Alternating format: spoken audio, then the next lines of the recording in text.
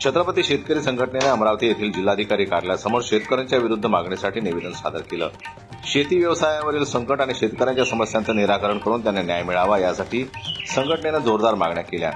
शेतकरी विषय धोरणामुळे शेती तोट्यात घेण्याने शेतकऱ्यांमध्ये प्रचंड निराशा आहे। त्यामुळे शेतीवर अवलंबून असलेल्या इतर घटकांना एकत्रित करून जनआंदोलन वाढवण्याच्या हेतूने ही संघटना स्थापन करण्यात आली आहे। शेतकऱ्यांच्या मालाला भाव नसल्यानं सोयाबीन, कपाशी या पिकांना भाव द्यावा अशी मागणी शेतकऱ्यांनी केली, तर तूर पिकाचेही भाव कमी झाले असून योग्य भाव शेतकऱ्यांना द्यावा अशी मागणी करण्यात आली आहे। या मागण्या मान्य न झाल्यास आंदोलनाचा इशारा संघटनेने दिला आहे।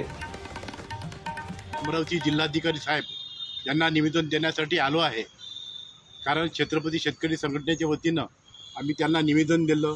निवेदनामध्ये आमच्या प्रमुख मागण्या होत्या।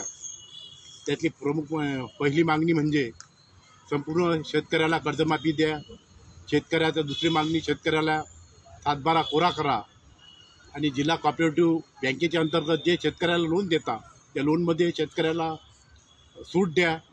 आणि सुशिक्षित बेरोजगार अमरावती जिल्ह्यामध्ये जे तरुण सुशिक्षित बेरोजगार आहेत त्या सुशिक्षित बेरोजगारांना रोजगाराच्या संधी नाही, त्यांना कुठे रोजगार उपलब्ध नाही, म्हणून त्या सुशिक्षित बेरोजगारांना रोजगार उपलब्ध करून द्या आणि त्यांचं पुनर्वसन करा। आमची चौथी मागणी होती।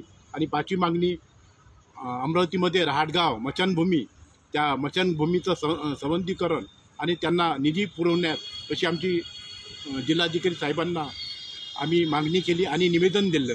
त्यांनी या तात्काळ प्रश्नांवर काहीतरी उपाययोजना करावे आणि महाराष्ट्राच्या मुख्यमंत्र्यांना काहीतरी त्यांना निवेदन द्यावं त्यांना आणि ते त्यांच्याकडे द्या, म्हणून अमरावती जिल्ह्यातच नाही तर संपूर्ण विदर्भातील शेतकऱ्यातील कर्ज माफ होत।